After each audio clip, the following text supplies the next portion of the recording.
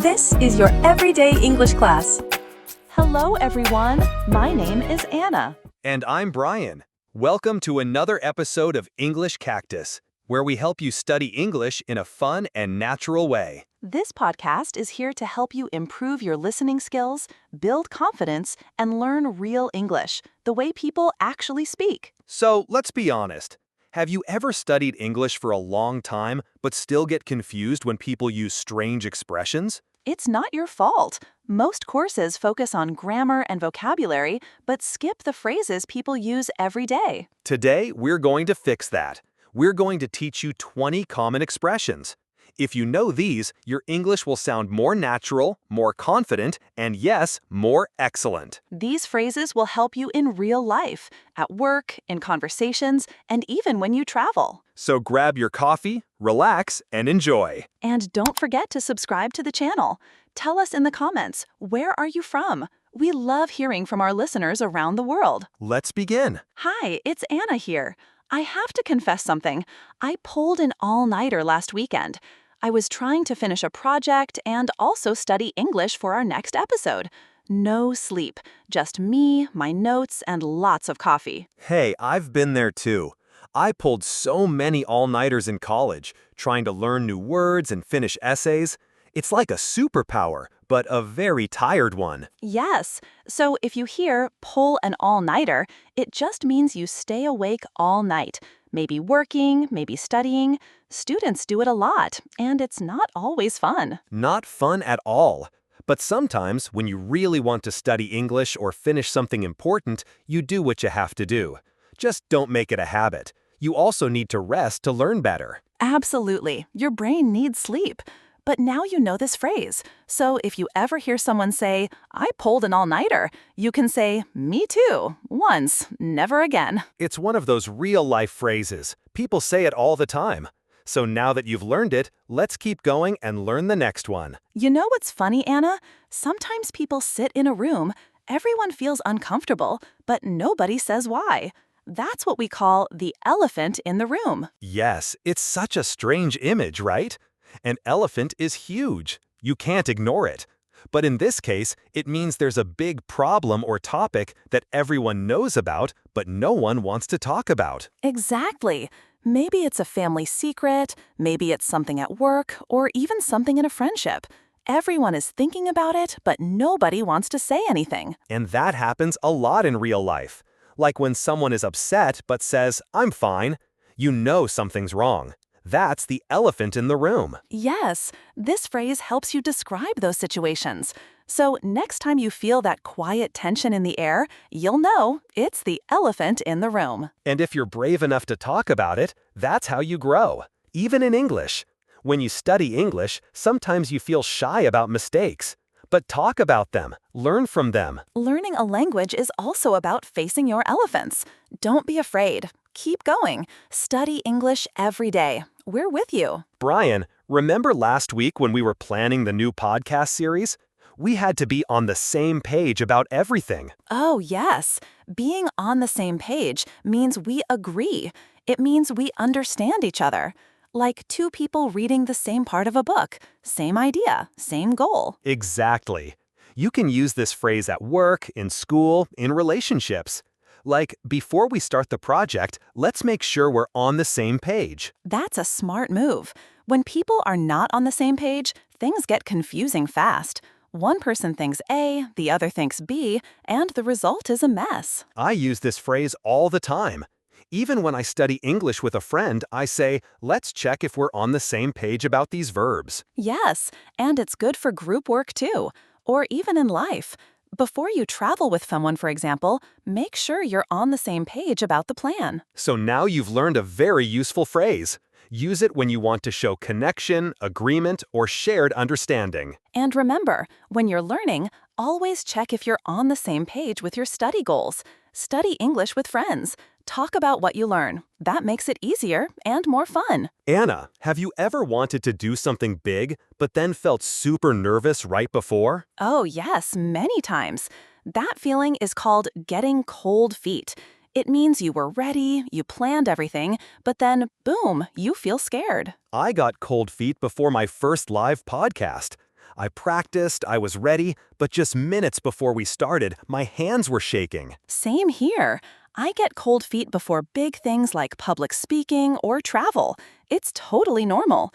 Even when you study English, you might feel this before talking to someone. That's true.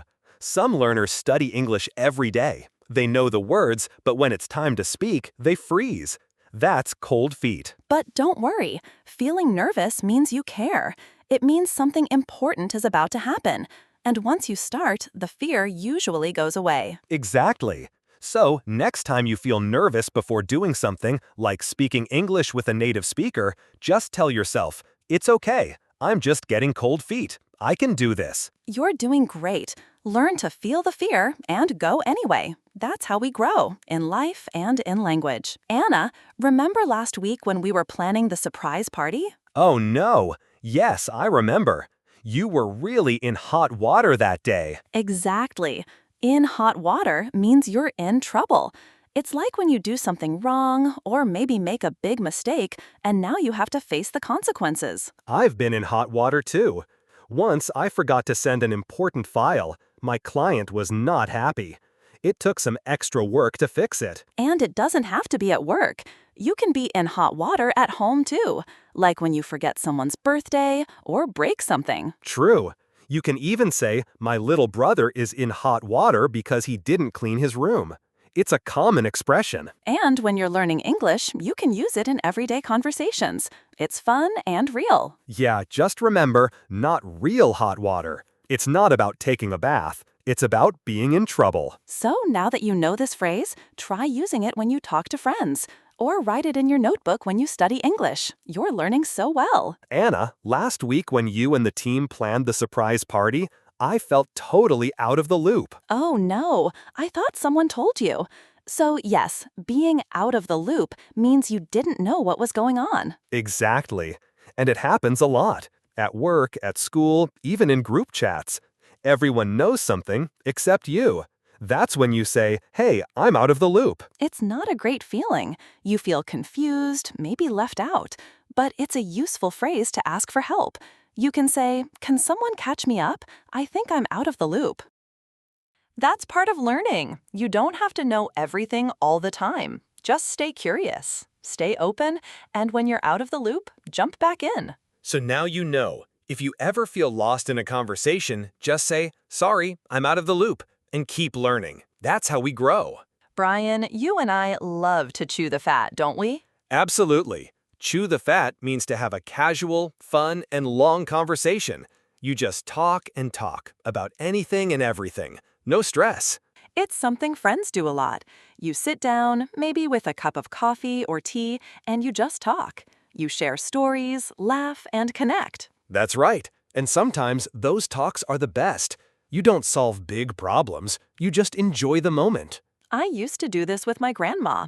We would sit on the porch and chew the fat about life, people, memories. It was so special. Same here. And even now, when I call an old friend, I say, hey, let's just chew the fat for a while. It feels warm and easy. And guess what? When you chew the fat in English, you also study English without even noticing. You learn new words while having fun. That's the best way to learn. So don't be afraid to talk more. Start with simple topics, food, family, movies, and let the words flow. That's real learning. Anna, when I was in school and someone said, time to hit the books, I knew it was serious. Yes, hit the books doesn't mean you hit anything. It means to study hard. It's what you say when you really need to focus and learn something important. Exactly. Like when you have an exam or a big project. You say, I can't hang out today. I need to hit the books. I still use this phrase today. If I have a new English lesson to prepare, I say to myself, okay, Anna, time to hit the books. It's a strong phrase. It shows action and determination. You're not just reading, you're going deep. You're serious. And it's perfect for learners. If you want to study English well, sometimes you need to hit the books and really focus. No phone, no distractions, just learning. It's also a great way to stay motivated.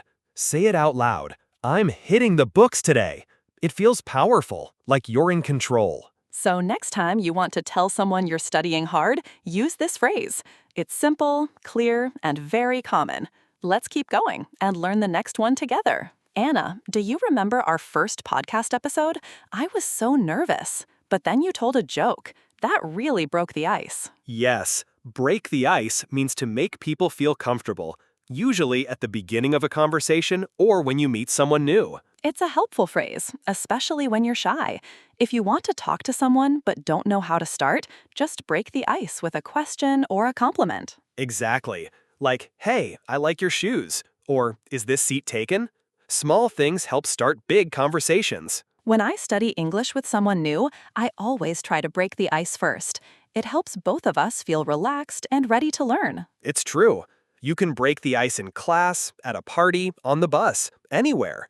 And when you do, you open the door to connection and practice. So now that you know this phrase, try using it. You'll see how easy it is to meet people when you take that first little step. And if you're nervous, remember, even a smile can break the ice. Keep going and study English with confidence. Anna, last weekend I didn't leave my bed. I was really under the weather. Oh no, I hope you're feeling better now. And yes, when someone says they're under the weather, it means they feel sick. Not terrible, but not great either. Exactly. Maybe you have a cold, a headache, or you just feel tired. You say, I'm under the weather today. It's a softer way to say you're not okay. It's a phrase people use all the time. You don't need to say exactly what you have. Just say, I'm feeling a little under the weather. And it's also useful if you need to cancel something, like, I can't come to class. I'm a bit under the weather. People will understand. Yes, it sounds natural and polite. And when I study English and feel tired or sick, I give myself grace. It's okay to take a break sometimes. That's right. Rest helps you learn better. So if you ever feel under the weather, don't push too hard. Just relax and come back strong. Now you've learned a new way to talk about how you feel. Keep studying and your English will get stronger every day, even when the weather isn't perfect. Anna, I still can't believe you spilled the beans about the surprise party. I know, I didn't mean to.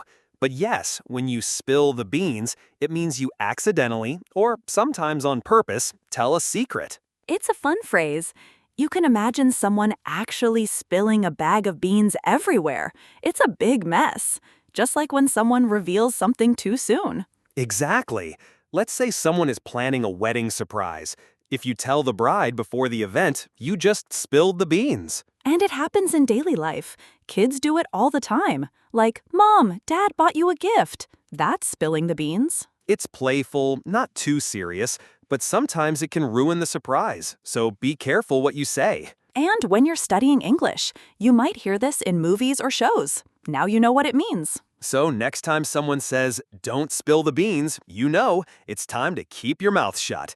And keep learning, of course. Study English and have fun with phrases like this. Anna, do you remember when you had to call your internet company and wait on hold for 2 hours? Oh, yes. I didn't want to do it, but I had to bite the bullet. That's the perfect example. Bite the bullet means you do something hard, even if you really don't want to. Maybe it's going to the dentist, or telling someone the truth, or waking up early to study English. Sometimes you just have to do it. And that's life. We all have things we avoid, but when the time comes, we bite the bullet and move forward. I actually use this phrase when I talk about learning. Like, when I don't feel like studying, I say, Anna, bite the bullet and open your book. That's a great tip. Say it out loud. It makes you stronger. It reminds you, yes, this is hard, but I can do it. So next time you have something difficult to face, say the phrase, breathe deep, and just begin. You're doing great. Learn every day. Study English with courage. You've got this. Brian, when you said that learning English is like building a house, brick by brick, you really hit the nail on the head. Thanks. And that's exactly what the phrase means. Hit the nail on the head is when you say something that's 100% right. No mistake. Spot on. It's like giving the perfect answer, or saying what everyone is thinking but didn't know how to say. It feels so satisfying. Yes. Like when someone asks, why is it hard to study English sometimes? And someone replies, because we're afraid of making mistakes, that hits the nail on the head. Exactly. It's powerful when you can express the truth clearly. It shows understanding and confidence. And it's a great phrase to use when you agree with someone. You can say, "Wow, you hit the nail on the head with that comment." Use it when you study too. If your teacher explains something perfectly, tell them. It makes learning feel more real. So keep going. Learn phrases like this, and you'll start sounding more natural in English. You're doing amazing. Anna, do you remember when you had to just give up while learning something hard? Oh, many times. I almost threw in the towel when I was trying to understand English phrasal verbs. It was so confusing. Throw in the towel means to quit, to stop trying. It comes from boxing, when a coach throws a towel into the ring to say, "My fighter can't continue." It's a strong image. And sometimes in life, we feel tired. We think about quitting, we feel stuck. But that's the moment to take a break, not to throw in the towel. Rest, breathe, and try again. Exactly, especially when you study English. Maybe a grammar rule feels impossible, or you forget words. That's okay. Don't quit. Keep learning. Say to yourself, "I'm not throwing in the towel. I'm just getting stronger." You're not alone. Everyone feels that way sometimes. But if you keep going, you'll be surprised by how much you can grow. So next time you feel like quitting, remember this phrase and decide to push forward instead. Brian, remember when I sent the email before the team finished the document? I totally jumped the gun. Yes, I remember. And that's exactly what jump the gun means. You act too early, before the right time. The phrase comes from racing. If a runner starts before the gun fires, they jump the gun. It's all about doing something too soon. People jump the gun in daily life too, like starting a conversation before knowing all the facts, or buying something without reading reviews. Or speaking English before practicing enough, which sometimes leads to funny mistakes. That's true, but mistakes help you learn. It's okay to jump the gun sometimes. You'll learn from it. Yes, just be mindful.